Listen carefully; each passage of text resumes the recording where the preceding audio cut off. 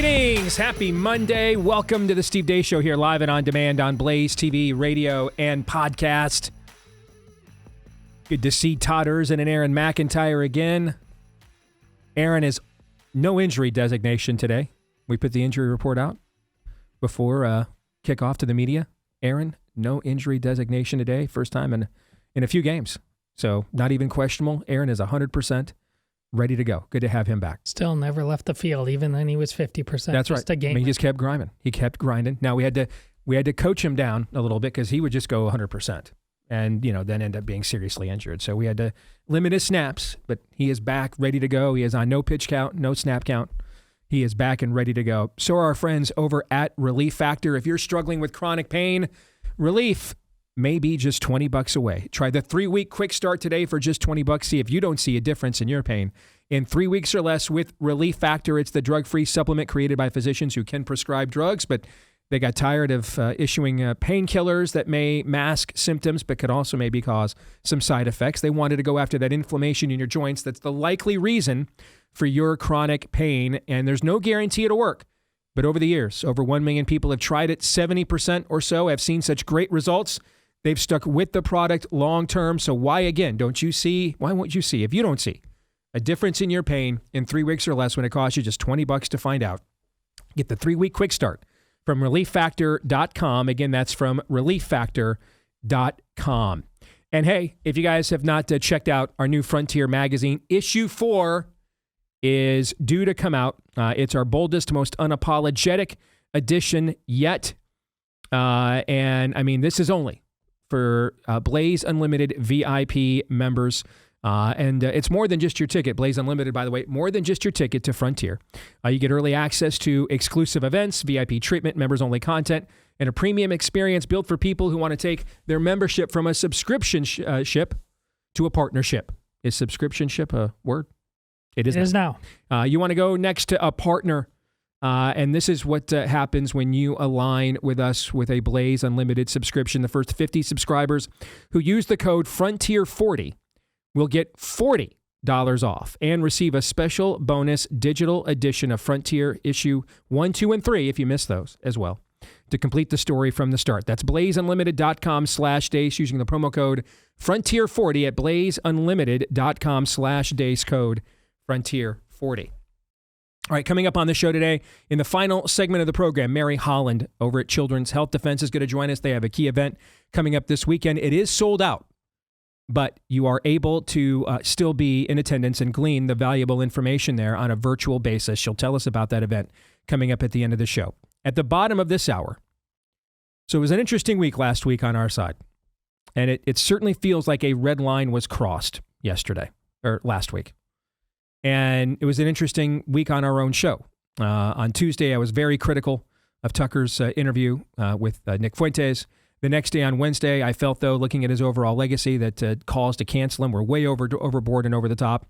So I found myself defending his overall work one day, and then the previous day being very critical of the current work he was doing. And then I came back from trick or treat on Thursday with the granddaughter, and my phone is blowing up right away. And I see the video from Kevin Roberts, who's a friend of mine, by the way, over at the Heritage Foundation. And and then I saw the immediate aftermath. And that's when I made the decision, all right, I'm going to step back for a few days. This thing I thought a red line had been crossed. Clearly a red line now had been crossed. And we were off on Friday anyway, got a ton of good feedback, by the way, to the Halloween special edition with Colin Samuel over at Cultish, excellent podcast, breaking down for us the occultic origins of the current UFO movement and why it always starts out talking very science-y.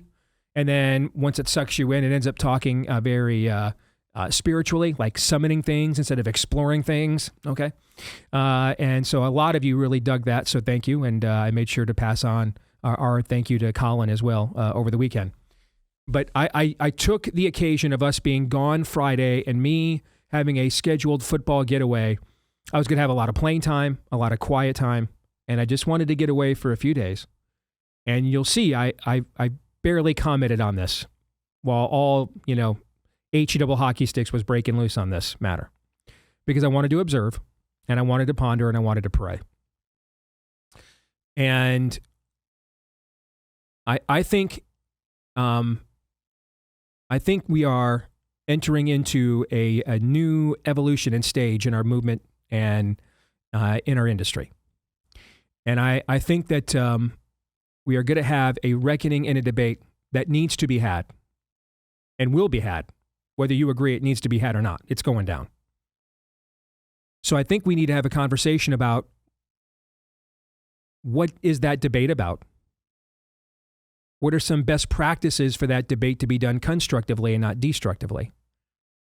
And then what's the future goal of this debate? What outcome do we want? And starting at the bottom of the hour, over the course of about the next hour on this show, I'm going to lay out, 'tis Reformation season and the season of nailing things to walls. I'm not going to give you 95 of them. We don't have time for that, and neither do I. How about 25 of them? And I'm going to lay those things out to you over the course of the next hour, starting at the bottom of this hour. And then I'm going to turn it over to you two guys. And you guys can, question, comment, insult, ask for clarification. And moving forward, we are in desperate need of leadership as a movement. And there's just nobody, when you look at the combined skills, gifts, access, and platform, there just isn't anybody to fill the void that Charlie left, which is exactly why the enemy wanted him dead. And the way just human nature operates, it's going to take somebody probably with a pretty large platform to be granted anything remotely close to that level of standing in the future. And I'm not really sure right now who that would be. I think there's a couple of people that maybe fancy themselves that person, and they may end up being that one. I don't know. But I think in the interim of such a person and the obvious call of God on their lives, like it was with Charlie, I think it is imperative that we behave as adults until such leader God brings forward. I think it is imperative that we behave as adults as best as we possibly can. So, this is not what you're going to hear coming up here at the bottom of the hour. Is not in any way, shape, or form. I want to make sure that I make this very clear. My attempt to step into a void I am not called or qualified, as far as I know anyway, you think I would know, to fill. So don't make it more than it's intended to be. But I do think we have to start somewhere, at least with a conversation of ground rules and understanding of what occurred last week and how dangerous it is to our coalition moving forward. If we're going to, because it's dangerous to our coalition if we don't have this conversation. And then it's dangerous to our coalition if we do. I think it's imperative we have this conversation. And that's the greater danger, is not having it. So, therefore, I think we need to try to have it as best and as good faith and as adult as we possibly can. And that's all I'm going to ask for. Luther had no idea what he was sparking on All Souls Day 1517. He really did not know. He's just a monk, an Augustinian monk in Germany. And he nailed 95 theses to a door. The word viral had not even been invented yet. He had no idea what was going to come of what he did. And similarly, all I'm asking for is a disputation. Is that fair? Just like Luther was. And a disputation means people are going to disagree, and there's going to be a dispute. That's the root word of disputation, correct? But it's more than fair. It's necessary. But it is necessary for this debate to happen. It is also necessary for us, as best as we can, to do it in a way that does not have us nuke ourselves. Our enemies are this close to ultimate victory. We cannot afford to nuke ourselves right now. And with that, here's Aaron's rundown of what happened while we were away. What happened while we were away, brought to you by Shutdown Month number 2. The federal government is steamrolling into its second month of the shutdown, and if you look around, it's not exactly DEFCON 1 in the media. Trump this morning called for Republicans to nuke the filibuster.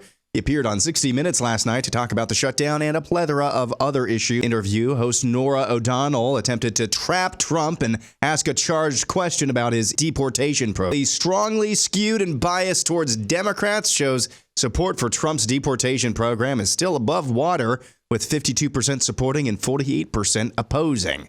A federal judge in Washington, D.C. on Friday sided with a progressive organization that sued the Trump administration over an executive order requiring proof of citizenship to register to vote. U.S. District Judge Colleen Goller-Cotelli wrote in her decision that the responsibility for election regulation is in the hands of the states and Congress, and President Trump doesn't have the authority to do such things. Back to the polls as we head into various elections this week. The Real Clear Politics average of the New Jersey governor's race shows Democrat Mikey Sherrill with a 3.3-point lead over Republican Jack Ciattarelli. In Virginia, Democrat Abigail Spanberger holds an RCP average in the gubernatorial race of about 9 points over Republican Winsome Earl Sears. Also in Virginia, Republican Jason Miyares holds leads in several recent polls over Democrat and murder fantasist Jay Jones in the Attorney General's race. In New York City, Zohran Mamdani appears to be fait accompli, holding a nearly 15-point lead in a three-way race in the RCP average. President Trump shined a light on the persecuted church in Nigeria over the weekend, issuing a couple of strong statements on Truth Social, threatening the Nigerian government and making ovations that military action could be taken to protect the church from the slaughter they faced at the hands of Islamists with increasing frequency in recent years. According to the watchdog group Genocide Watch, around 60,000 Christians have been slaughtered for their faith in Nigeria since 2009. Erica Kirk was interviewed by Fox News and Jesse Waters late last week, where she came out in support of cameras being in the courtroom during the trial of her martyred husband's accused killer. There were cameras all over my husband when he was murdered. There have been cameras all over my friends and family mourning. There have been cameras all over me, analyzing my every move, analyzing my every smile, my every tear. We deserve to have cameras in there. Why not be transparent? There's nothing to hide. I know there's not, because I've seen what the case is built on. Let everyone see what true evil is. This is something that could impact a generation and generations to come. In other news, California governor and 2028 presidential probably hopeful Gavin Newsom gave an interview to Meet the Press. Nothing I dislike more than the politician that sits there and lies to you. And we all just sit there rolling our eyes going, give me a break. A few moments later. Did you legitimately believe that he was capable of serving as president until January of 2029? Yeah, I think my focus was frankly situational. It was making sure Donald Trump didn't get back into office to experience everything that we're experiencing today. And there was no interaction I had that suggested otherwise. And finally, a special message for Todd Erzin. Hey Todd, Connor here. I heard you needed a head coach. I heard Luke's on his way out, so I'm offering to do the first year for free, and then we'll negotiate the terms after we go undefeated. But appreciate you and all your support. For those of you listening, that was the voice of Connor Stallions, formerly of Michigan football, and that's what happened while we were away. See, I know you guys are accustomed that when I come home from a trip, I usually have a gift for you guys. I do this almost every time I come home with something for you. And I thought maybe you were thinking I came home empty-handed, but I came home with the best gift I've brought home for any of you guys yet. I'd rather them shut down the program. I know. And we dig that about you. Aaron's montage brought to you by friends over at, and they are our friends, believe you may, over at Kexi Cookies. It's that time of year again, the season for family, faith, and giving. And if you're looking for a gift that doesn't get regifted, you got to try Kexi's Cookies. It's the family-run bakery that is absolutely excellent gourmet cookies made the right way, real butter, pure vanilla, ingredients you can actually pronounce. Every cookie is handcrafted. They sell them fresh, seal them fresh, ship them right to your door anywhere in the country. These are the kinds of cookies you'd expect at Grandma's house on Christmas morning, and they are perfect for sharing, gifting, or just kind of keeping to yourself. Absolutely phenomenal. I am a huge fan. And if you want to order your holiday box today over at Kexi, that's KEKSI.com. Use the code DACE15 for 15% off your order. That's keksi.com using code Deace 15 for 15% off your order. And again, that's keksi.com. These cookies are incredible. Keksi.com using code Deace 15 for 15% off. All right, let's get to Aaron's montage. And implied in, because of the issues that Aaron raised today, kind of implied to me are political calculations. And you can't control, when you're in a war, and I think we all agree we're in some form of cold civil war here right now, correct? Yes. So, let's go to the last Cold War we can all remember. Now, it looks pretty pietistic compared to the deficits we're running today. But when you and I were growing up in the 80s, there was great hand-wringing about the deficits we were running with the military spending and along with the tax cuts. Yes. In order to use both the tax cuts to get our economy going and the military spending to both put the proverbial gun to the Soviet Union's head so they wouldn't push the button, right? Yes. And there was a lot of hand-wringing about deficits in that age. Of course. And the argument on our side that our side made essentially was, you're right to be worried about that. And that can absolutely lead to death as a civilization. But the Soviets pushing the button in any minute could lead to death in the immediate, right? Yes. And so the calculation was made that for us to essentially put them out of business without a shot being fired would require us to both economically and militarily be operating at maximum capacity to drown them in the marketplace so that their command economy would collapse, right? Exactly. And that was the calculation made. Yes. Okay. Because again, we can't control. I mean, if the Soviets had said, you know what, on second thought, we're just going to scrap the entire nuclear arsenal, ship it out to, send it to the sun, and we're going to become a monastic state. We might have made different choices, right? That's likely. But you can't control how your enemy behaves, right? Right. And so because you don't fight wars, even cold ones, in a test tube or on a blueprint or on a whiteboard, but in the real world where the other team has scholarship players too, they hit back too, they shoot back too, they sanction too, right? They fire, they cancel too, right? Yeah, you have to come up with calculations because of that truth. You can't control what your enemy is going to do. Fair so far? The world you actually live in. Right. Yes. So with that being said, I want us to consider a couple of things that are broached in that interview that Trump highlighted, and then one that Aaron did not highlight, but he also said in that interview. Okay. In fact, let's start with that one before I forget, the filibuster. And Trump is out there on social media again this morning demanding the filibuster be ended. Now, let me tell you where I'm at on this, and you guys tell me if you agree or disagree. All right. As a standalone, I'm 100% in favor of eliminating the filibuster. Now, I am not, and how many times have I argued against this? In fact, when the vice president said last week at TPUSA's event at Ole Miss, we have to stop making arguments that we're not going to do things because of what the other side is doing. They're already doing those things. I mean, I literally standing out in my own family room when I heard him say that. How many times have I said that on this show the last couple of years, right? Many. Probably going to have to say it many more, okay? But then there is a certain thing that, do you want to open certain avenues given the fact the social compact is broken at the same time? So as a standalone, I absolutely agree we should get rid of the filibuster. And we should not, this is again, should not be something that we don't do because we're afraid of what they will do when they get it. All right. Here's why I'm very hesitant about getting rid of the filibuster. It is not about out of fear of what they will do. It is fear of what we will not do. And I just do not believe the current Senate leadership, nor anyone within the not too distant future who could reasonably ascend to said position. Like if Mike Lee was Senate Majority Leader, I'd probably have a completely different position today. I wouldn't even, in fact, Rand Paul wouldn't be enough for me. Because the stuff we'd really want Rand to act on would be that other 20% that we probably disagree with him on. You see what I'm saying? Mm-hmm. So if Mike Lee were Senate Majority Leader, maybe Tommy Tuberville, somebody like that, then we would not be having this conversation right now. Right. But they're not Senate Majority Leader, and I don't see a future. In fact, Tuberville's leaving the Senate to go home and become governor of Alabama here soon. So given who our generals are, and given who their generals are, You know, I'm not sure we want to do the political equivalent of chemical warfare.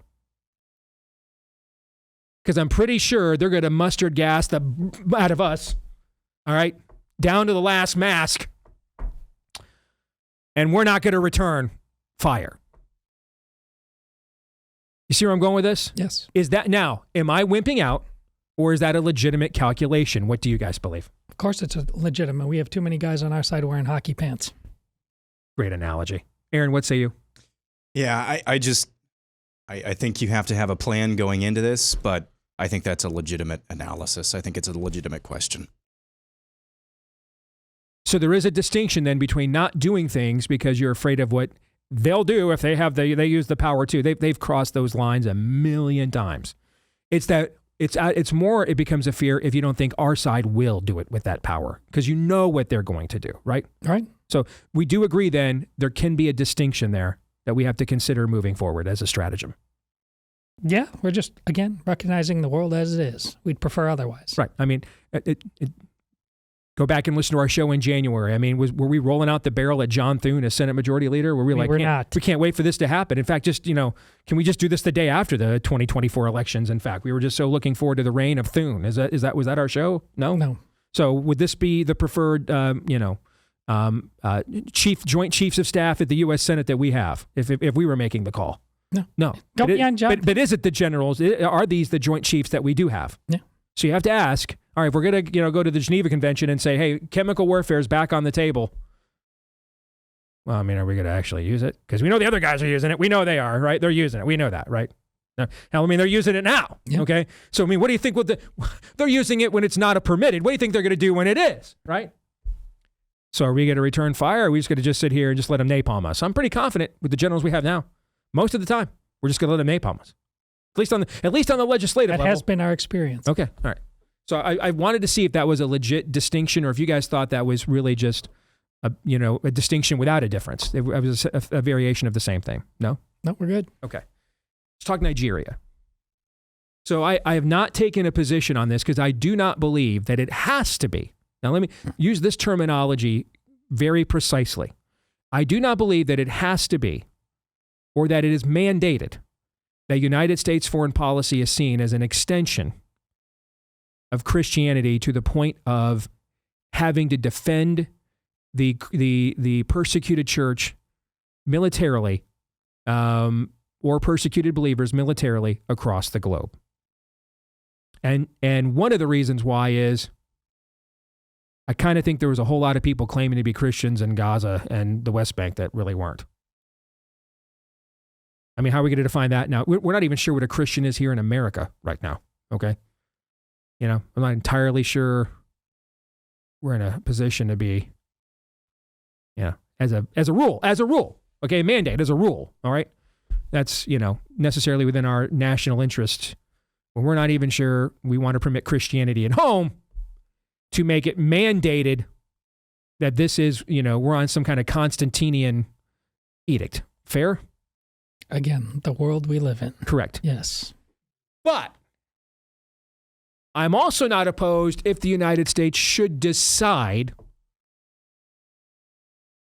that the evidence of this extinction is so overwhelming, it would really just undermine our own standing in the world to permit such a thing to happen with no pushback or anything at all. Now, I think there's got to be very clear evidence that is very obvious. In this case, I think that there likely is.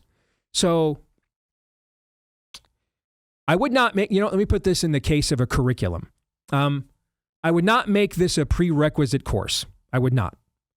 But I don't mind it being an elective, provided it goes along just war theory, and we agree that this is a legitimate conclave of Christians that are legitimately being unfairly extinguished, persecuted. Not to mention if it's if it's at the behest of Islam, because I'm all for just about anything that limits Islamic hegemony on this planet. Thoughts on that? I'm with you once again. This is why we don't have. Now, see, you guys had no idea where I was going to go with this coming in, so we did not rehearse this like at all. We don't have just war theory because it's a neat lesson in determining how many angels can dance on the head of a pin. It is for this. It is for discerning the real lives of people. Just like you said, your faith isn't your systematic theology. It's about a real relationship with people.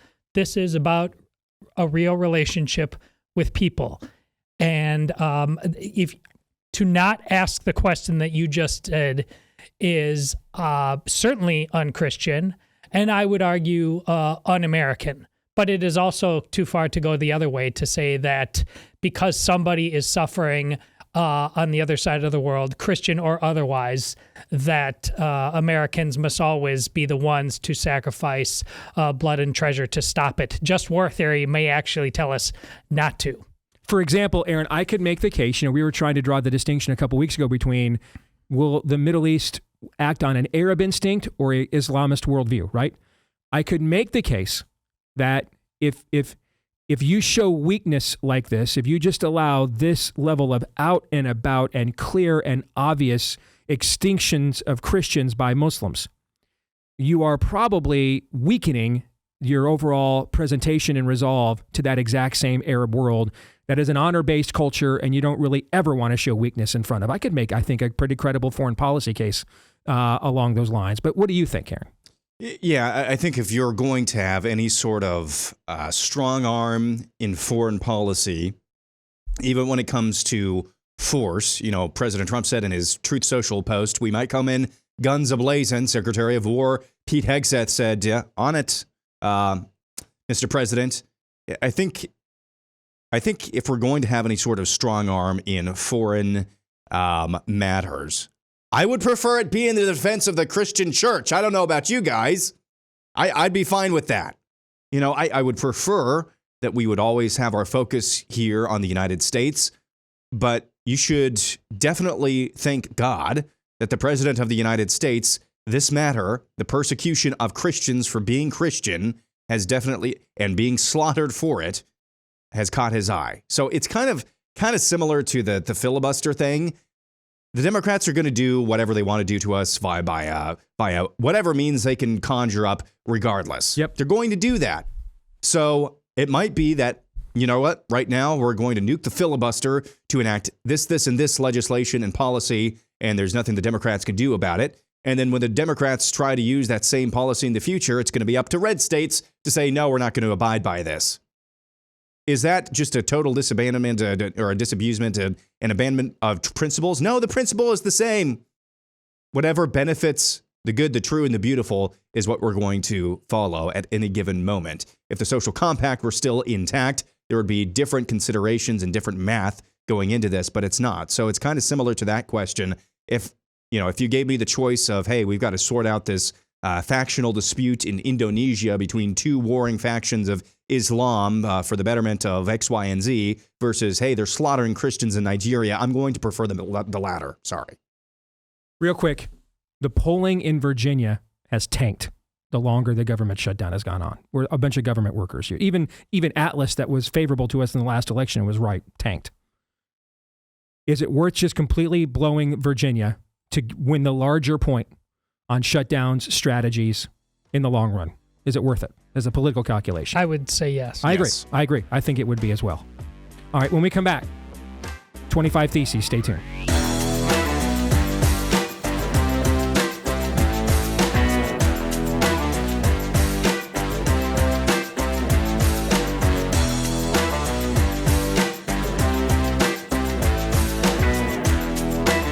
Folks, there was a time when chips actually tasted like food before big corporations decided to swap out real cooking oils for cheap seed oils, everything, fries, chips, all of it. It was all made in beef tallow, and that changed back in the 90s, and now seed oils make up nearly a fifth of the average American's daily calories. No wonder we're bloated, sluggish, and inflamed. Well, MAHA decided to bring flavor and quality back to the party. Their tortilla chips are made with just 3 simple ingredients, just 3. Organic, nixtamalized corn, sea salt, and 100% grass-fed beef tallow. That's it.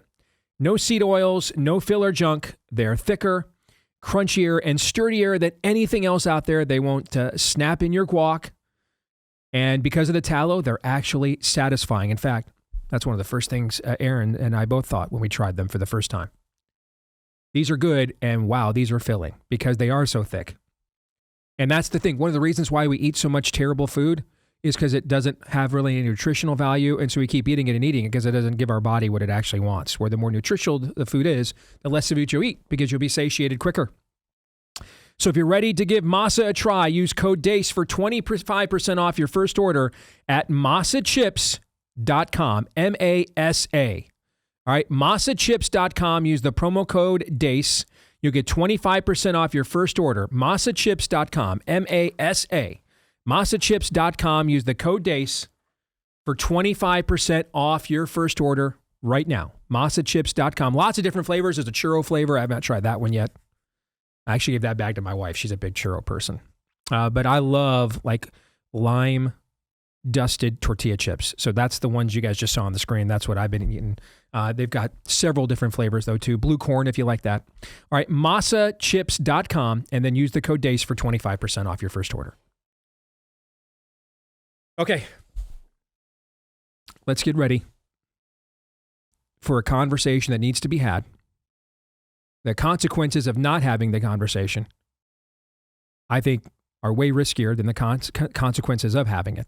But both come with risk. If we do not have it, in good faith, even if vehement disagreement works within that good faith, if we don't do that, that also comes with a pretty high cost too. And I think we saw a bit of that last week with Tucker's decision to not just interview Nick Fuentes, but pasteurize him, basically. And then the reaction that has and continues to take place as a result. So let's start with this. 25 theses on Tucker, Fuentes, the fallout, and the future. And let me just kind of lay out a preamble for you. Because this is the season for the nailing of theses and the requesting of disputations. And I use that language because I'm borrowing from an event in history. Where there had been attempts to reform the church. It did not just begin with Martin Luther. These attempts and arguments had been happening for many years prior to Luther. And then there was a guy named Tetzel. Best way to describe Tetzel, kind of a infamous proto-televangelist, if you will. Went out there with little, limericks and rhymes, basically shaking people down for money on behalf of indulgences to reconstitute, renovate St. Peter's Basilica. And Luther will tell you this was the red line that sparked the 95 Theses. He was incensed at this, particularly after when he went to Rome himself and he saw the excesses of too many priests in the streets. Now, the events that followed were as a result of this red line that was crossed, and Luther nailed those 95 Theses on All Hallows Eve, October 31st, 1517. And I think similarly, we have long simmering differences among us that pre-exist this moment with Tucker and Fuentes. But I think they boiled over last week when perhaps our most influential platform decided to try and mainstream one of our culture's most infamous fiends. And for many on both sides of this debate, a red line has been crossed. Either you're on one side and think it's time to take Fuentes seriously, or you're on the other side and say we have to seriously consider associating with those that do think this way. One thing that is for sure, I don't think we're ever going back again. I think we will look at the future of where we headed as an industry and a movement, and what the events of last week, I think, will be very telling on a meta level. Now, on my show last week, I was critical of the Tucker Carlson Fuentes interview because it was a pasteurizing. It wasn't a confrontation. But then the next day, I kind of felt compelled to defend Tucker's overall legacy against calls for cancellation. And after taking because I think those go too far too. But after taking a few days to observe and to ponder and to pray, I'm going to lay out my thoughts because I think if we're going to have a debate, I think it's time to have a real debate now, a real one. So let's start with how we got here and why Fuentes has an audience. We are now reaping the whirlwind from a bitter generational harvest of fatherlessness, both literal and figurative. Even if you had a dad in the home, in many cases, you'd been better off if you hadn't, like me. Or he was just passive and just kind of not there. So after a bitter generational harvest of fatherlessness in the home, both literal and figurative, and then yet gutlessness in the pulpit, many of our institutions and traditions are feared irrevocably lost, which is what happens when you skip a generation of leaders. As a result, an entire generation of males collectively now do not know how to be men, to preserve, to provide, to protect, or to exercise their God-given headship and dominion with Christ-like meekness, which is what I would describe as power under control. And so this is all too often why we see reactionaryism is mistaken for initiative, or retardation is mistaken for critical thinking, and passivity is often mistaken for self-control.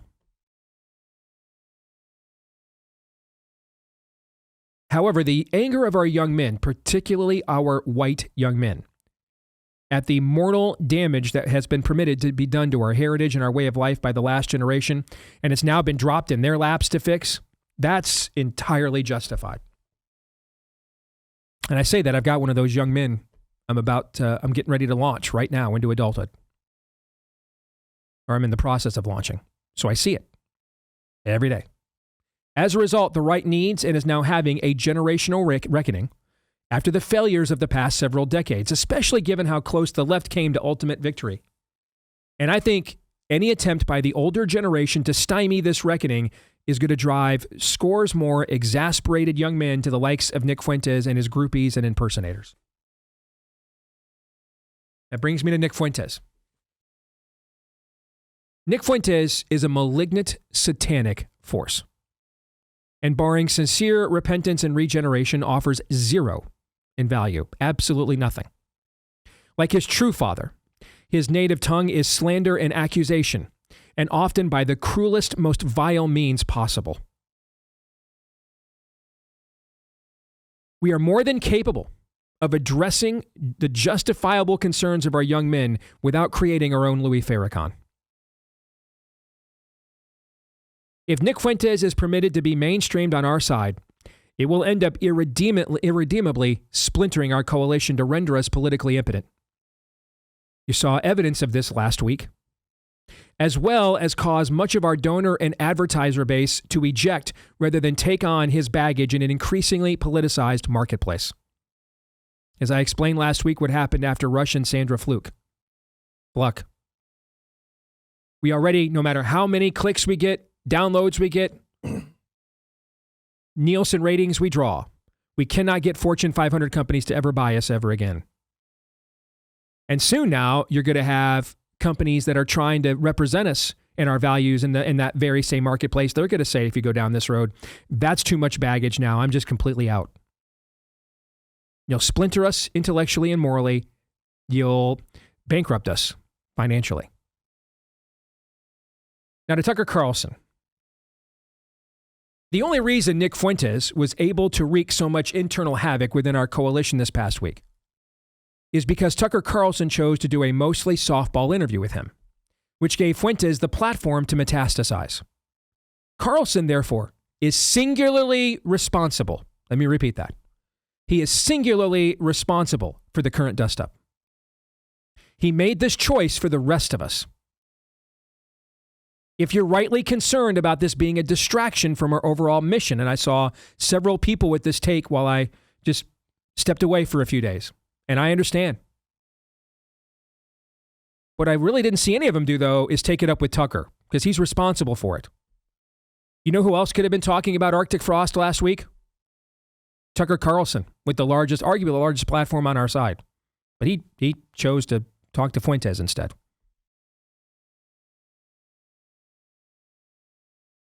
I mean, if KookyMaduke.com talks to Nick Fuentes, is that getting discussed literally everywhere? Probably not. Arguably the most listened to platform on the American right does it? Probably getting discussed everywhere. He could have talked about Arctic frost too. Not to mention, this interview stood in sharp contrast with Tucker's recent combative interview with Senator Ted Cruz over our relationship with Israel. And I'm just going to say, folks, there is no moral justification whatsoever to extend more empathy in person to Fuentes than Cruz in any civic context imaginable. There's not. And doing so justifiably caused criticism and made a lot of people already on edge about Tucker's recent, shall we call them, unconventional content choices. How's that? Is that a good euphemism, you think? That's fair. Friendliest one I can come up with. All right. Now, it caused further suspicion of his motivations. I would imagine, for example, very few people in the West Wing were excited to hear Nick Fuentes was on Tucker Carlson's show. Get a guess, that's probably true. However, before you grab your pitchforks, and this is a pretty big however, in my opinion, Tucker Carlson is also singularly responsible for the most important and impactful total body of work produced by anybody or anyone on our side over the last 7 years, since he took over for O'Reilly. And I honestly don't even think it's close. I don't. And I didn't put this online, but just to make it personal for you and I, Todd, there's no way Fauci and Bargan hits number one overall in the country without the boost that Tucker gave us after he had us on. When we hit number one, then we started to drop, and then he put us back on, and it went number one again, and that's when it went sonic boom. It went boom, but that's when it went sonic boom. And there's a lot of people in our industry who have done a lot of challenging of conventional wisdoms, who have a very similar story of Tucker giving them the rocket fuel to make that happen over the last 7 years.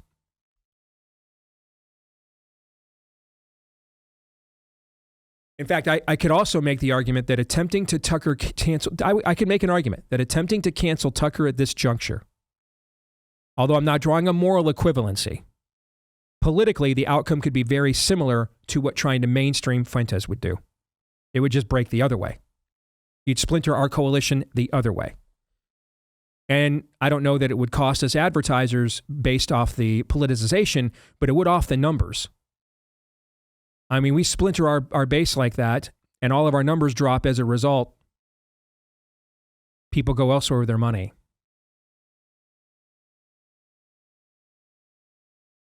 This is a time, actually, not to cancel arguments, but to have them, but to really have them.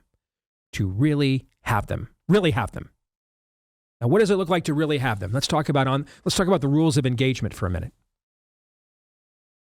Let's go back to that generational reckoning. Such a conversation is naturally going to color outside the lines. There's just no way to completely assess decades of failure. And then if you're going to just go right down the line and color inside of all the borders of what failed, then that's not a reckoning then. That's rhyming. So that's just naturally going to happen when you're attempting to reassess how did we get this far into the hole. You're going to color outside the lines because the lines that put you in that hole sucked. We cannot be seen as seeking to cancel those willing to go there. Furthermore, if anything, the last generation of collective political action was so feckless, we should err on the side of going too far in reassessing it.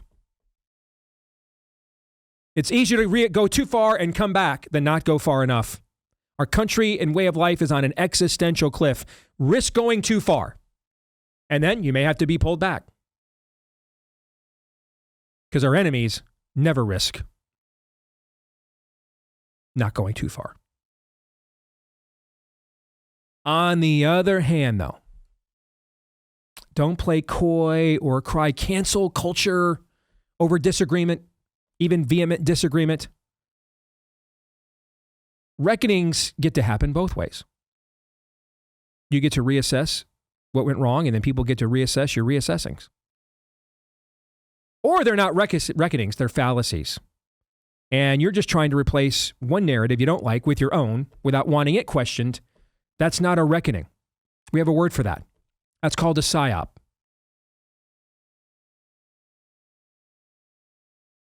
That's called a psyop. Tucker can ask all the questions he wants, and you can ask all the questions of Tucker while he's asking them that you want to. Or it's not a reckoning. It's something else. And I think that's where there's a lot of confusion right now. And as an aside, I could say, I think Tucker could clear some of this up if he'd actually bring on thoughtful people who have some disagreements with him and try to come now and reason together and hash it out a little bit. But there's been very scant attempts at that.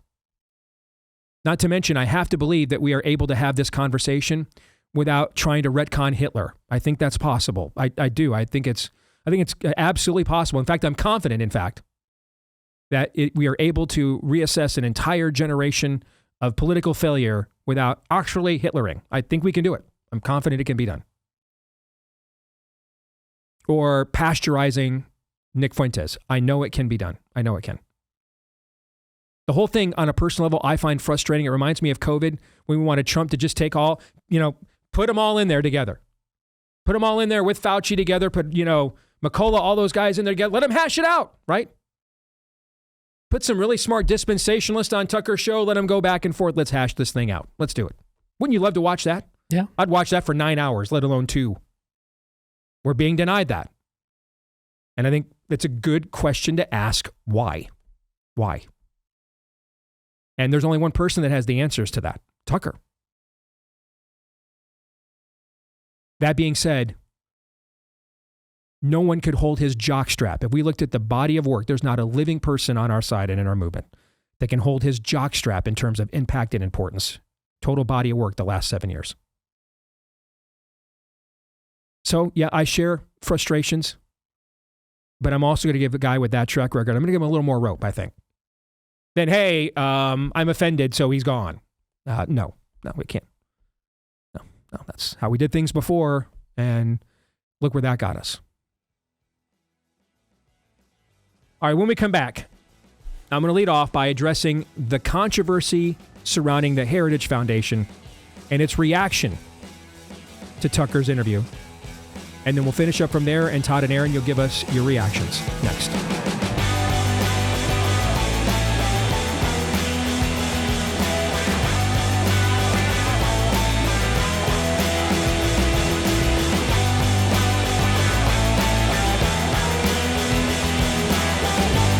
All right, back here with Hour 2, live and on demand on Blaze TV, radio, and podcast, alongside Todd Erzin and Aaron McIntyre. I'm Steve Deace, and you can let us know what you think about what we think via the stevedeace.com inbox. Take advantage of that by emailing the show, steve@stevedeace.com. That's DEACE. Like us on Facebook, MeWe, and Gab. You can follow me at Steve Deace Show on X, Instagram, and TikTok. Please subscribe to our new YouTube channel, at Deace Show on YouTube. That's at Deace Show on YouTube.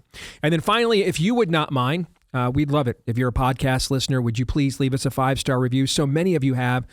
Thank you for each and every one of those. Let's please keep those coming. We greatly appreciate it. And then also, if you'd hit subscribe, or if you're on Apple iTunes, hit follow, and that will make sure that every time we do a new episode, it's right there in your feed every single time. And we appreciate all of you that have done that for us too. And this part of the show brought to you by our friends over at Jace Medical. You know, we've spoken a lot about Jace over the past few years on this show. And what I love the most about Jace is they came on our show specifically in reaction to what they saw going on during the scandemic, where venerable medications like ivermectin and hydroxychloroquine were being falsely smeared by the system. And they got to thinking, if they're going to do this, to drugs like ivermectin they had just given a Nobel Prize to a couple of years before COVID, what would they do to, antibiotics that are 100 years old? They're like doxycycline or penicillin. And that's the original concept for the Jace case. Now, as the years have gone on, they have been looking to expand their lineup with total preparedness solutions tailored for you and your family. There's the antibiotic kit I just mentioned. There's now a first aid one. There's other preparedness kits you can even expand and customize with their growing menu of options, including the aforementioned ivermectin, by the way. And there's even more exciting things to come. So enter the promo code DEACE at checkout for a discount on your order. That's promo code DEACE at JASE.com. Promo code DEACE at checkout for a discount on your order at jace.com using promo code DEACE for the discount at jace.com. All right, at the bottom of the hour, Mary Holland is going to join us from Children's Health Defense. They've got a conference coming up this weekend. It is sold out, but they're making it available virtually. And there's going to be a lot of information that I know a lot of you are going to want to get access to. And we're going to tell you about the event and how you can access it. That's coming up at the bottom of the hour. But I want to continue on with my 25 theses I started last hour with. And I want to move now to the Heritage controversy and what ensued from Kevin Roberts at Heritage Foundation's video in support of Tucker Carlson, while also criticizing and condemning anti-Semitism. And then Kevin came back the next day with an itemized detailing of some of the most repugnant, malignant comments Nick Fuentes has made over the years. Kevin Roberts is one of the finest salt-of-the-earth patriots that I know. Any attempt to label him an anti-Semite even a week ago would have just been dismissed as absolute nutter stuff. Heritage itself, under his leadership, has done vital work pushing back on the evil of anti-Semitism. Full stop on that. Now, that does not mean you are not free to criticize how Heritage and Roberts chose to respond in this moment. Maybe they didn't even need to respond at all. But overall, Heritage is a venerable institution that it is vital. It equips itself for the battles we face now, not yesterday's battles. And I do think there was a mixture of real criticism for Kevin and his statement, along with some people in and around the organization who want to turn the tide back to 2005, and we're using Kevin's statement and the ensuing controversy as a means of furthering that agenda. Which brings me to the Jewish reaction. I'm going to let you in on something that is not a part of this, but as an aside to give you some further context and clarification. I did communicate with Kevin while I was out the last few days. And I'm going to share with you some of what I said to him because it adds context to what I'm going to say next. I told him that I contemplated several times on Thursday night coming to his defense, but I made the decision not to because I do think our conservative Jewish friends have every right to be very skittish about a lot of the conversations and goings on right now. And I didn't think my or many other defenses of Kevin and his overall legacy would be heard. And I think you should just when people have a justifiable reason to emote, I think it's best to let them do so and let that emotion run its course and then try to come back a few days later once that emotion has subsided and then try to have a broader conversation. Which leads me now to the Jewish reaction to this entire controversy with Tucker, Fuentes, and Heritage. Our conservative Jewish friends have every right, as I just said, to be skittish about at least some of the conversations currently taking place, given where history shows they have all too sadly often led these conversations. And I want to make it very clear. I will oppose mainstreaming the likes of Fuentes and any impersonators, as well as anti-Semitism. I will do so down to the last molecule, and I don't care what it costs me. I don't care.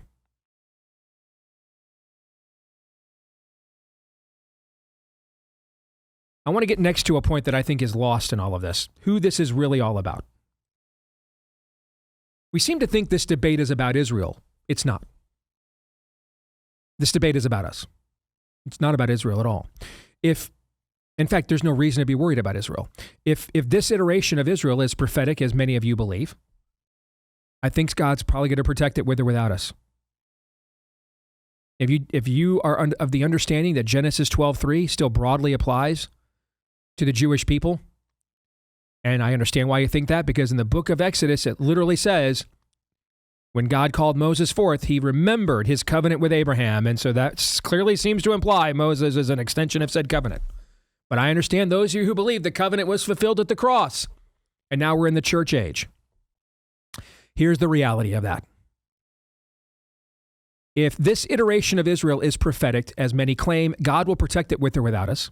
And if this iteration of Israel is not prophetic, but pagan, as others claim, God will deal with it accordingly, with or without us. I'm actually worried about us. This conversation's about us, not about Israel. And what the reckless aspects of this conversation and even dancing with the darkness will do to our side, and thus our culture on an existential level. I cannot think of a singular time nobody or no culture goes down the abyss of the Jews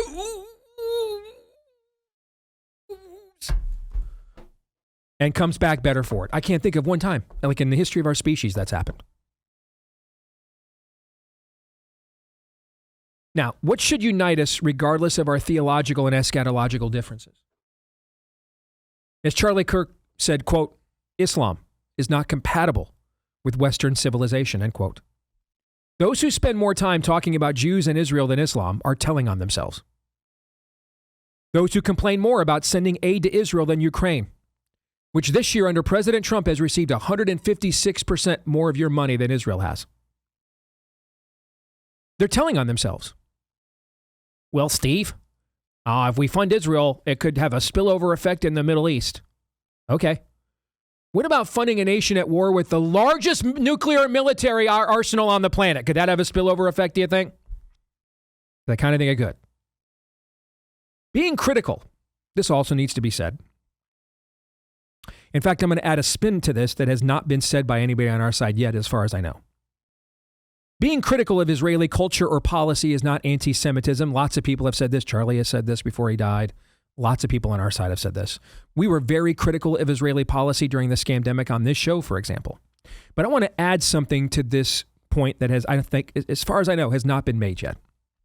It could also be argued that we need to tolerate more criticism of Israeli policy than ever before to maintain the unique Arab coalition that President Trump has brilliantly assembled, which is reshaping the region from generational failure. In fact, you saw that in the very interview that Aaron cited during his montage. In one of those clips, he's asked about Bibi Netanyahu. He says, Bibi's a smart guy, but he's done things I don't agree with. And I've told him that. At the same token, when Bibi ran the bat phone and said, let's take out the nuclear arsenal in Iran, Trump did answer the phone at the exact same time. We're balancing a coalition here, and it may require readjusting the parameters of the Overton window from what the previous generation was comfortable with, because said coalition did not exist. Furthermore, your prophetic views of Israel are irrelevant to this entire debate. Regardless of what side you're on, they're irrelevant. For the simple reason that if there were no Jewish state, Islam would just focus all its energy on Christendom, as it did for the first 1,300 years of its existence, when there was no nation of Israel on this earth. If anything, from a foreign policy perspective, I could argue the existence of the Jewish state provides a valuable strategic buffer deflection between Islam and us.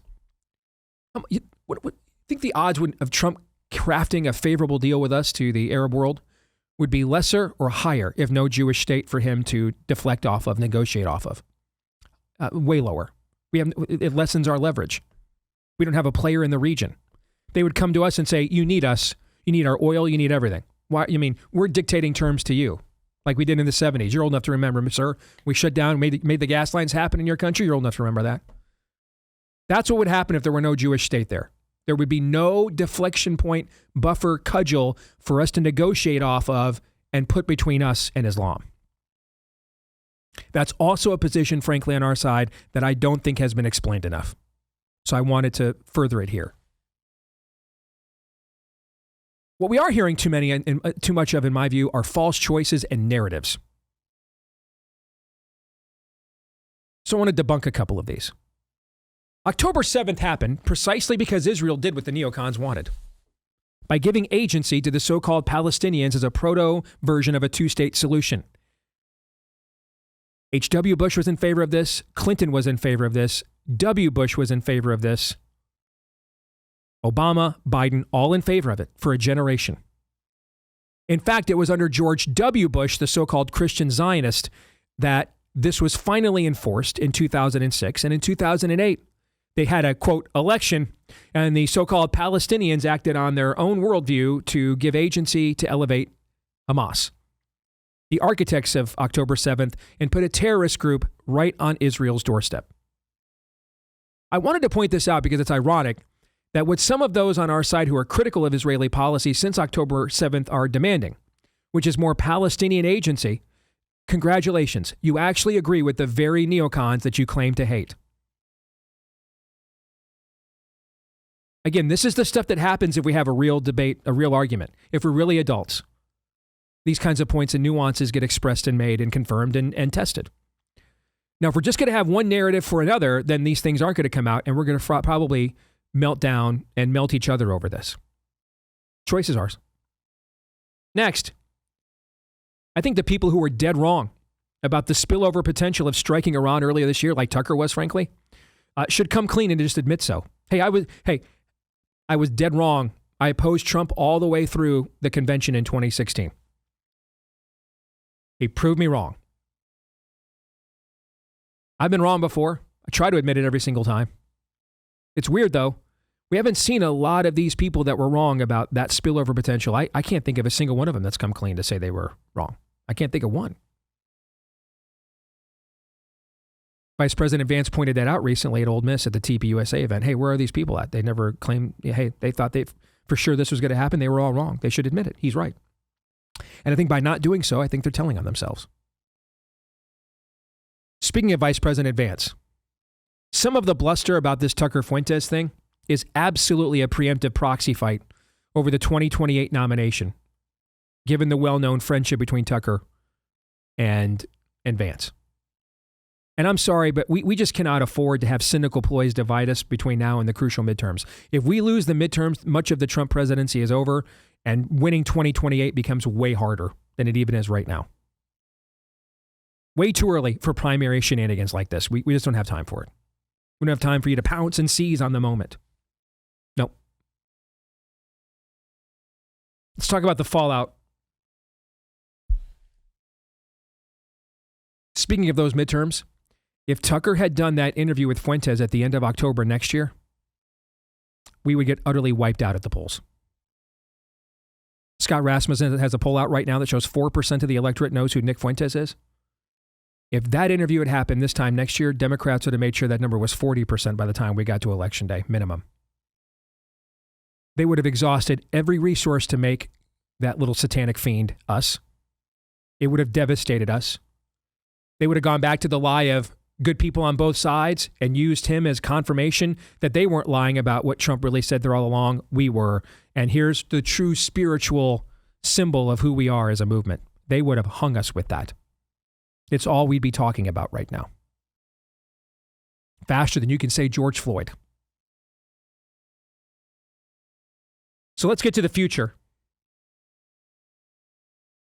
I don't think it's any coincidence that this happened after Charlie's martyring. I can testify firsthand he was about keeping malignant forces like Fuentes at bay. In fact, in the final month of Charlie's life, he asked me to join him in a private one-on-one signal chat whose primary goal was to devise and deploy a strategy to make sure the likes of Fuentes, Groypers, and other such knuckle-draggers never gain a legit foothold in our movement. He was convinced they would extinct us both spiritually and politically, and God would never bless a movement that embraced them. From his fingertips via text and his lips spoken to and texted to directly to me on more than one occasion. Second, this chain of events I also don't believe is any coincidence. Our apostolic leader gets murdered. The demonic Democrats' full-throat embrace of Islamist Mamdani. He is their party now moving forward. And the current division over Fuentes. I think this is the spiritual counterattack to the seeds of revival we all saw at Charlie's memorial. Speaking of generational reckonings, Pat Buchanan was right about some things, maybe a lot of things. And Bill Buckley was wrong. They basically, Buckley and Buchanan were the two proxies of the previous era of the fight we are having today to some degree. And Buchanan turned out to be right about some things, and Buckley turned out to be wrong about some things. I think it's okay to say that. I do. We don't always have to take on everyone's legacy whole hog. You know, we started this conversation by inspirationally invoking Luther, without whom I would argue Western civilization probably dies hundreds of years ago. But sadly, anti-Semitic screeds at the end of his life are part of his legacy too. We have all sinned and fallen short of the glory of God. I think what Trump has done, maybe without even realizing it, is he has taken the positive aspects of Buchanan's views and then discarded the Jew stuff, discarded the bad. And I think we can keep this coalition together if we follow that example. And now I think we are equipped to have an adult debate and find out who is in good faith and who is not, who is using these issues as a means to an end to further a narrative that they don't yet want to disclose, and who genuinely thinks we need to even vehemently reassess everything after the hole we have put ourselves in the last generation. So come now. And I want our show, by the way, to take a huge role in that process. And now that we've kind of laid out our bylaws, so to speak, here, in the aftermath of this red line being crossed, these are our 25 theses. We are going to do our part as best we can to have these conversations and debates with people on both sides of these issues, moving forward as often as possible. But we're going to have them honestly, agree or disagree, and we're going to have them as adults. So come now and let us reason together. All right, Todd and Aaron, I'm going to give you guys a minute, kind of gather your thoughts there, and hand it over to you and get your reactions. After we talk about our friends over at MD Hearing, the food shopping bill still through the roof. Inflation has gone down from where it was before, but it has not gone down to where it was before. That's why MD Hearing recently cut their prices in half. And we're proud to be partnered with MD Hearing, who makes high-quality, easy-to-use, rechargeable hearing aids with exceptional sound quality that are personalized to your hearing profile. And they just made their new Neo rechargeable digital hearing aid. It's just $297 a pair. That's over 90% less than clinical hearing aids. And the Neo fits right there inside your ear, so no one's going to even know it's there. And they also just launched the Neo XS. That's their smallest hearing aid ever. Proudly founded by an ENT surgeon who saw how many of his patients needed hearing aids but could not afford them. So he made it his mission to develop a quality hearing aid that anyone could afford. That's why MD Hearing has sold over 2 million units. And they offer a 45-day risk-free trial with a 100% money-back guarantee so you can buy with confidence. So get the high-quality, affordable hearing aids you deserve with MD Hearing. Go to shopmdhearing.com and use promo code Steve to get a pair of hearing aids for just $297. And they're adding a free extra charging case. That's a $100 value just for being a part of our show. That's shopmdhearing.com and use the promo code Steve to get that free charging case and a pair of hearing aids for just $297. Shopmdhearing.com, promo code Steve at shopmdhearing.com. All right, gentlemen, I yield the balance of my time, which is about 9.5 minutes, to the two of you to hash it out. I'm just going to listen while you two discuss and perhaps go back and forth. Go ahead. I believe very strongly that David French and Nick Fuentes are two sides of the exact same coin. David French, and who's now trying to claim the high ground. I told you all along. No, David. The worldview that caused you to say drag queen story hour is a blessing of liberty and then make such straw men out of people who did not believe your flat earth was the way forward, while you went off and said, I have to vote for Kamala Harris and Joe Biden in the name of freedom, that's a non-starter. But if your version of blessings of liberty are a perpetual obsession with the Jews, I beg of you right now, before you go the way of voting for your version of Kamala Harris and Joe Biden and burning it all down, look at what New York is doing with Mondami. This is a flat earth that you must reject. And if you are giving carte blanche to Nick Fuentes, you're not only refusing to reject it, apparently you're going to embrace a similar flat earth. The world that Donald Trump has entered into now and has now long been a part of, we keep acting like the escalator just happened yesterday and we're still disoriented by it.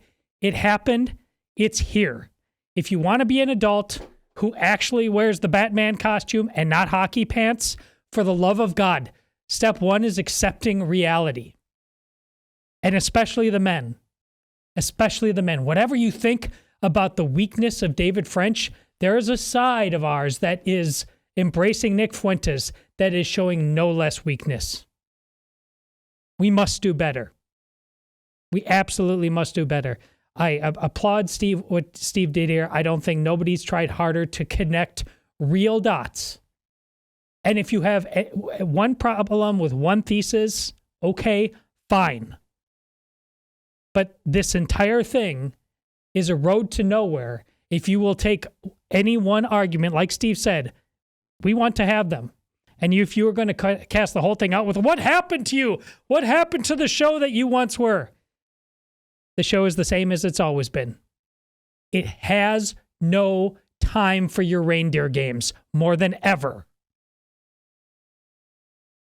I believe the mustard seed of why we are here at this point, and we still don't know what this point actually is in totality.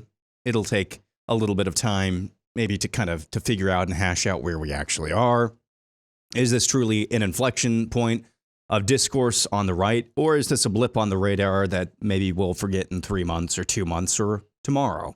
We just don't know that yet.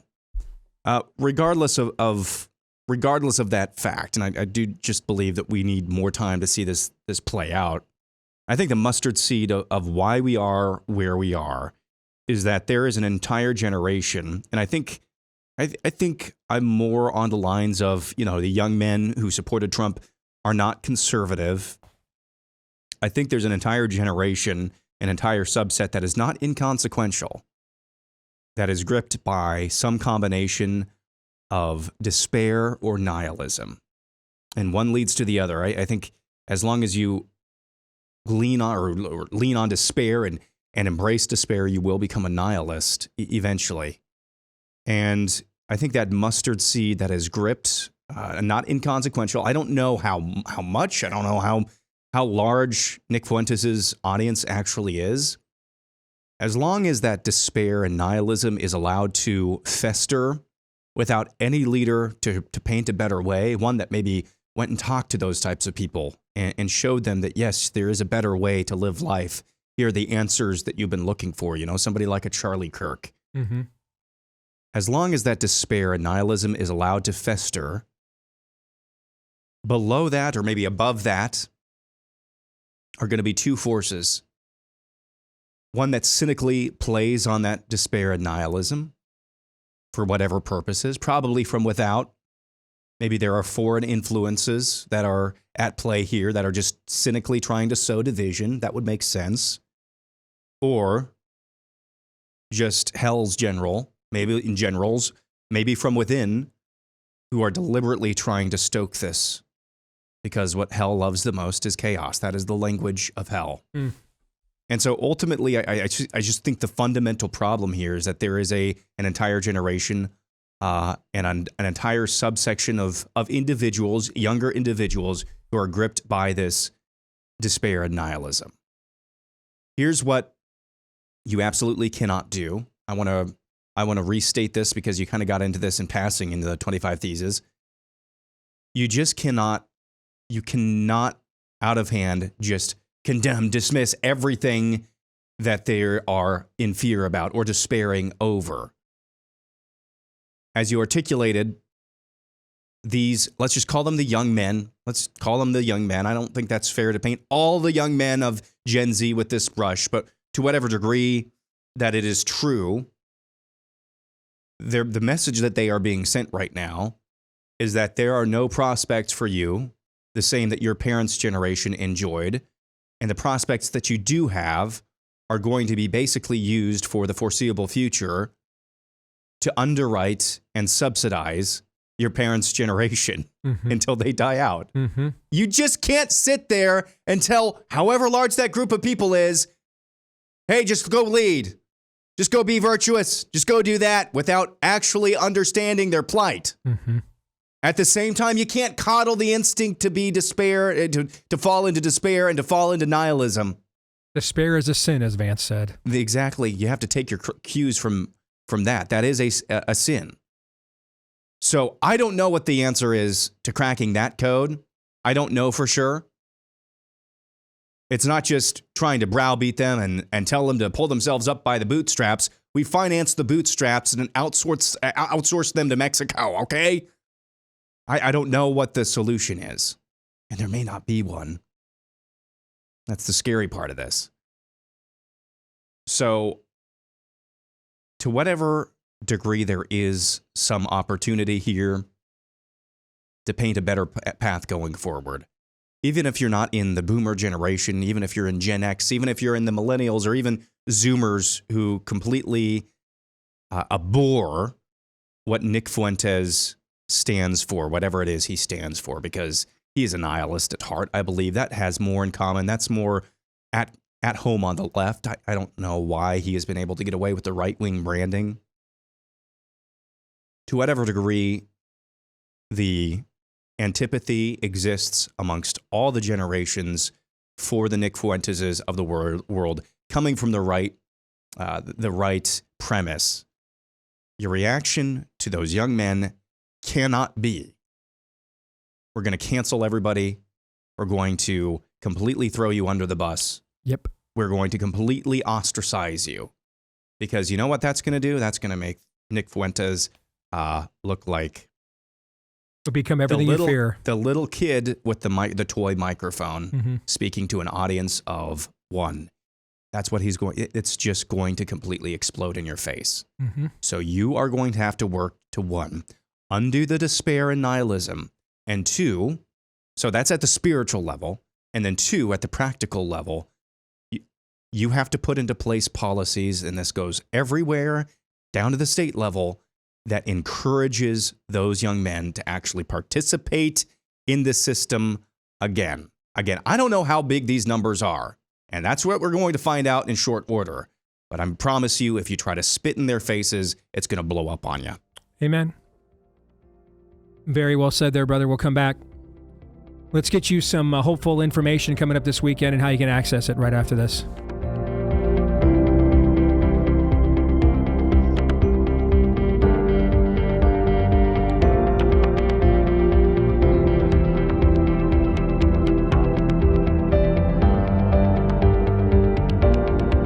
Folks, you guys, again, as we are winding down another year, and it's another year of our partnership with Preborn, you guys have been just so generous, which is why they keep renewing this partnership with us and the Blaze and Preborn every single year.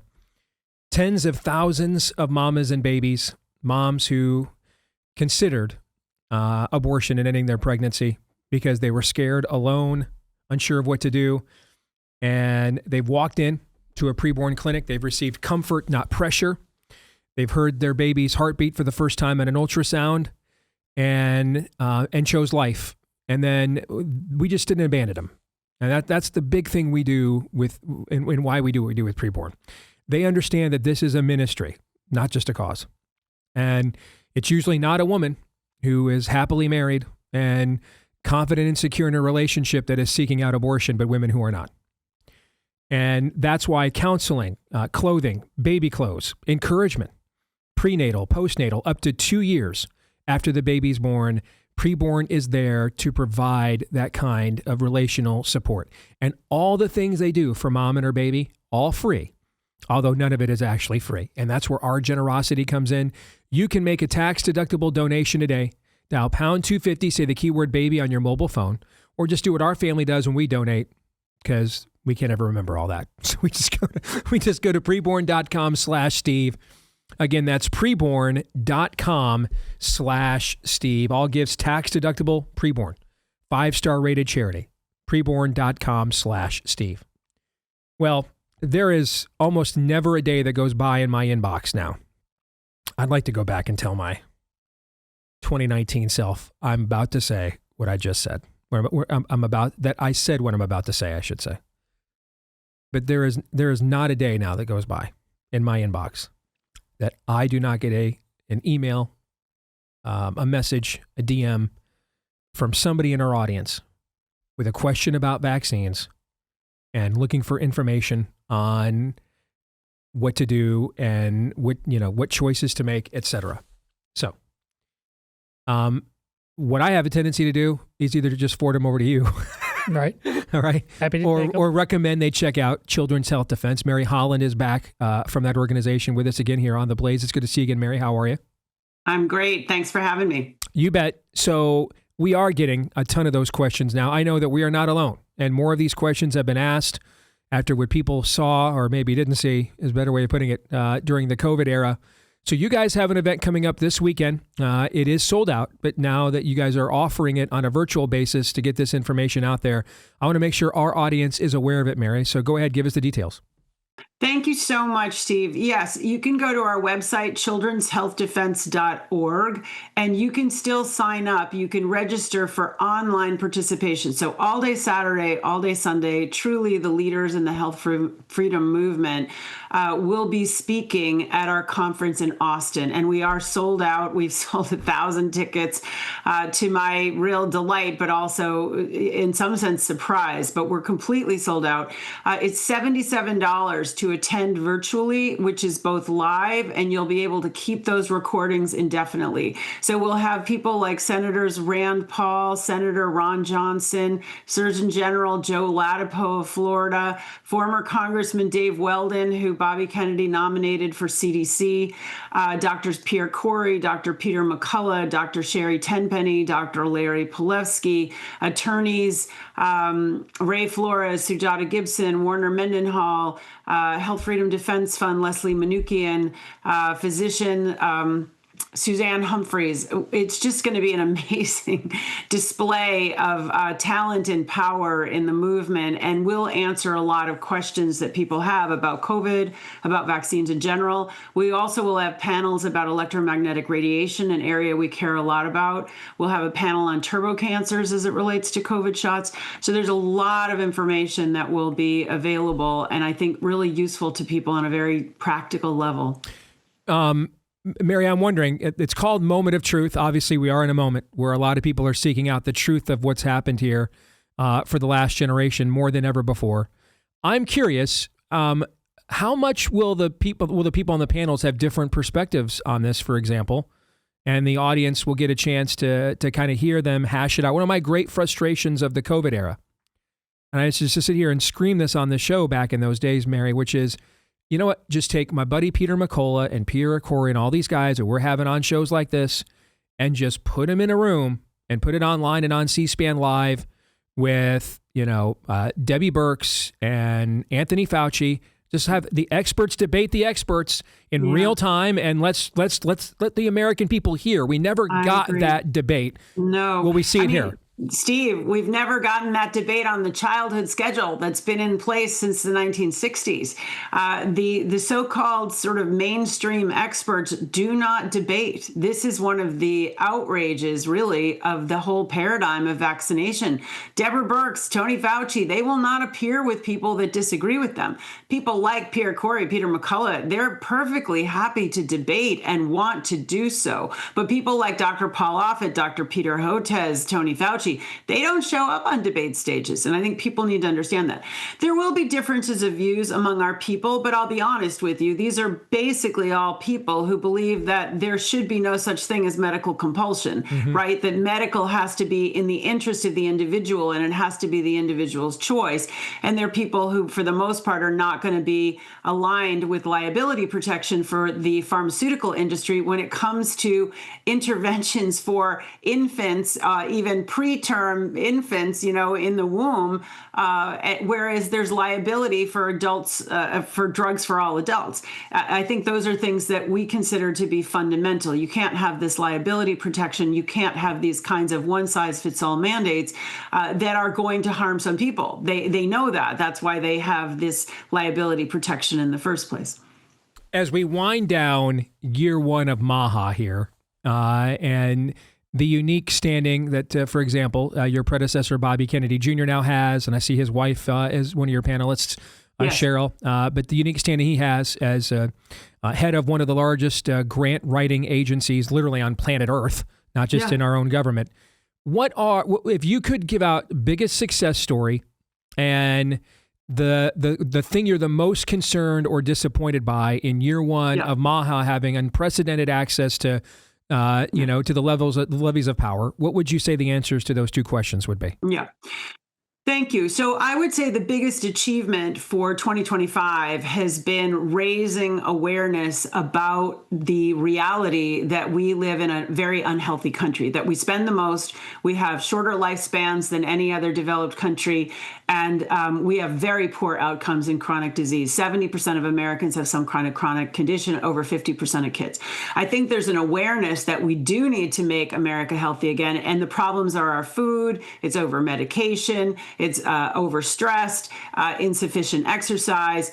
All of these things are playing a role in keeping us unhealthy. And I think that awareness and initial steps in the vaccine space in particular, but in the drug space, in the research space, those are the big achievements. It's first opening up this Pandora's box, but there's a lot more to do in that space. I think the biggest thing that really hasn't happened, Steve, and is candidly a disappointment, is there needs to be a reckoning for COVID. The government lied to people from start to finish. Everything they told the American people, everything that global leaders told the global public was wrong about the shots, about the masks, about the tests, about the lockdowns.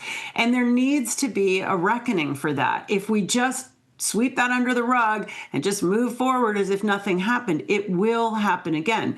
If we have a true reckoning, we can change the laws, we can change the policies so that it never happens again. And I do worry about that. And I've worried about that since this administration took office. It's still a big, big issue. Do you think it's possible the president views appointing contrarians like Bobby to positions of authority? Jay Bhattacharya, for example, one of the leading skeptics during the entire scamdemic. He of course now has a huge office of influence in the federal government, as well as the head of Francis Collins' old job.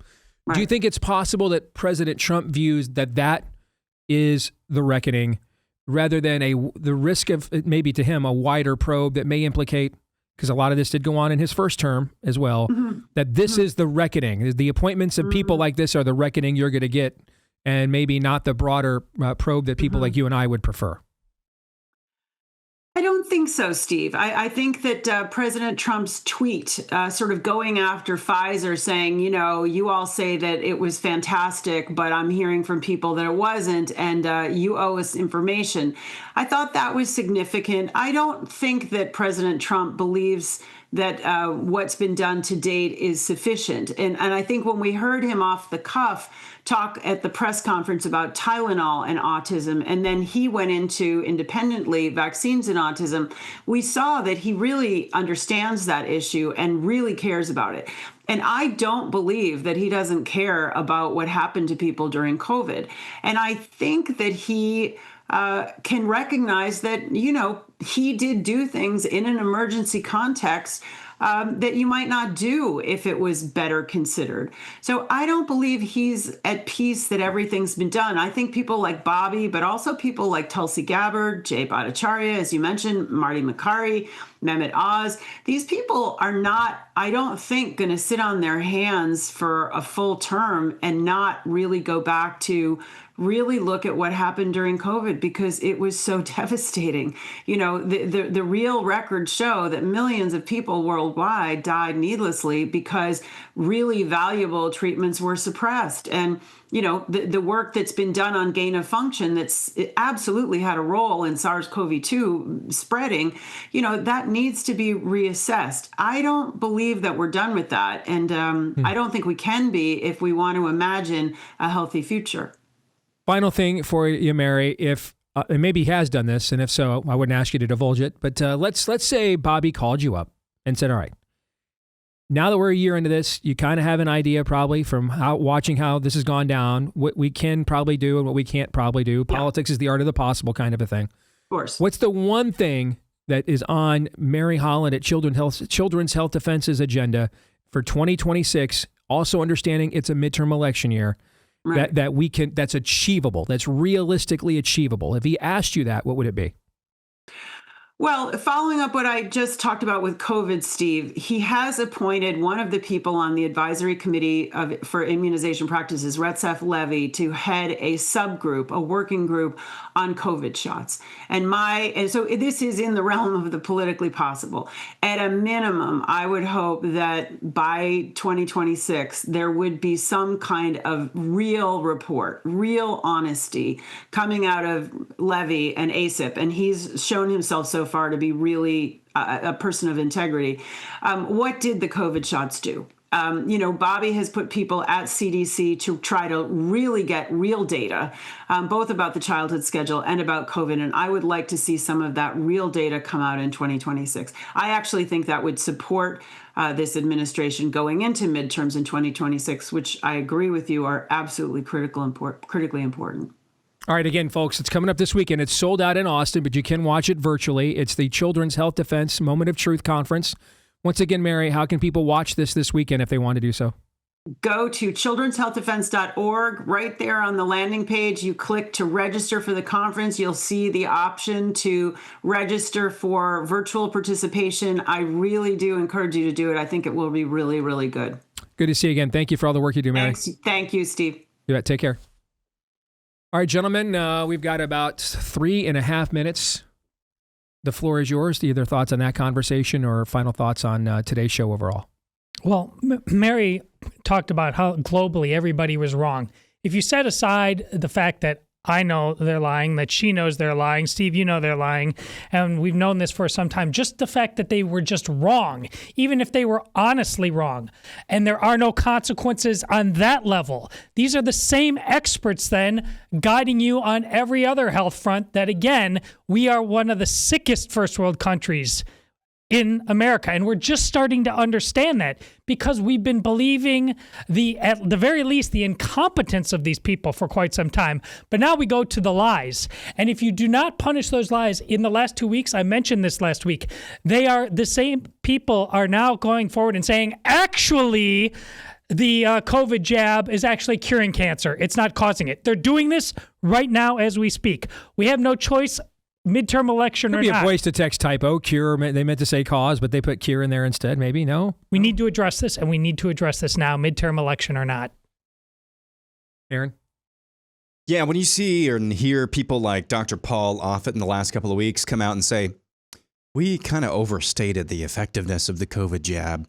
Here's the overstating that they did. They forced you to get an injection of poison to keep your job. Oh, but we overstated. And now, once it's been made abundantly clear that, overstated therapeutic was actually poison, now they're claiming right in your face that, as Todd just pointed out, it's curing cancer. If you want to talk about malignant, there's your definition. There's your definition right there. See, these people, whenever you hear the Paul Offits of the world or the Miss Bedazzle My Scarf, Debbie Burks. Anthony Fauci, to his weird credit, really has not been caught in too many sound bites where he's admitting any sort of humility whatsoever. I mean, hats off in a very weird and diabolical sort of way to him. But others, Redford et al., when they come out, and they admit some level of humility, like, oh, we got this wrong, we got that wrong. It's not that they actually feel bad. It's that they feel emboldened and that they understand there's never going to be any consequences for them. Because if they thought there were going to be consequences, you know what they'd be doing? Instead of making these little sound bites, we overstated this, we got that wrong, they would be freaking lawyering up. How many of them have lawyered up? None. So there you go. I want to tease the overtime. I don't typically do this, but because it is an analog, an epilogue to what we discussed about the debate our side is having and how it needs to have it, I'm going to tease it right now. I think that a lot of people believe that, well, I'll just say what I said during the show, that the debate is about whether or not we're going to mainstream figures like Nick Fuentes, or we're going to disassociate from people who want to mainstream those figures. I think a lot of people think that's the debate, right? And that may actually be the debate. But I am confident that if that is what the debate is, we are going to lose. And what I mean by we is all of us who want to preserve our way of life. I think if we think the debate is that, and behave and act accordingly, we are going to lose. Because there's something else the debate really needs to be about. And I'm going to get into that in the overtime today for Blaze TV subscribers. BlazeTV.com/Deace is where you can go. Promo code Deace, get a discounted subscription today to Blaze TV. For the rest of you, we'll see you tomorrow, noon to 2 Eastern, right after Glenn Beck, right here on Blaze TV. Until then, go hard. Romans 8:28.